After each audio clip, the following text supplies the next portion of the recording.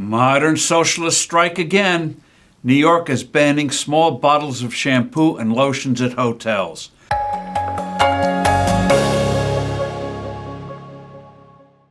Hello, I'm Steve Forbes, and this is What's Ahead, where you get the insights you need to better navigate these turbulent times. The assaults by government on individuals and businesses are mushrooming at an alarming scale. It's one thing to have sensible laws and regulations, but quite another when government bureaucrats try to control every aspect of business and individual behavior, which is the threat we face today. Unlike old-line Marxists, the modern ones recognize that government doesn't need to own the means of production. It can command by extensive intrusive regulation. The most invoked rationale by these modern-day Marxists is saving the planet by reducing emissions of carbon dioxide. Of course, the most effective way of reducing emissions is using natural gas and nuclear power, and also to get China to stop building scores of new coal-fired power plants. But the modern socialists don't want to hear that. They want control. And so now they're attacking every modern convenience, such as air conditioners, dishwashers, and gas stoves. New York is a font of this madness.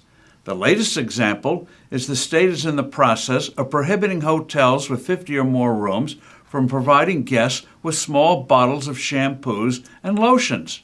Of course, it's only a matter of time before that 50 number is reduced to 1. The ostensible goal is to reduce plastic waste, but the reality is this is another way to control how businesses operate and to reduce individual conveniences. If regulators were serious about plastics, they would ban wind farms. A couple of these have more unrecyclable plastic with those turbine blades than all the plastic straws and cups in the world.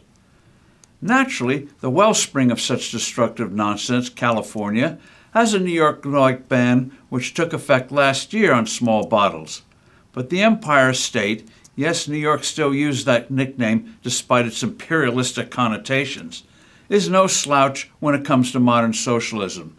It is banning gas stoves on its own. It has commanded pizzerias to reduce emissions from wood and coal-fired stoves by 75%. Critics pointed out the absurdity that it would take 849 years for a pizza stove to match the emissions in 1 year from the private jet used by John Kerry when he was Joe Biden's climate czar. Thankfully, there are encouraging signs of successful pushback against these Empire State socialists. New York was ready to impose congestion pricing in the heart of Manhattan to supposedly reduce traffic jams and improve air quality. The real reason was to grab money for the mismanaged Metropolitan Transit Authority, which runs buses, subways, and trains in the New York City area and parts of Connecticut. Getting into the Big Apple is already too expensive. This scheme would have driven out commuters and businesses. The redirected traffic would have reduced air quality in neighboring areas. The blowback was so fierce that the socialist-friendly governor had to cancel the scheme.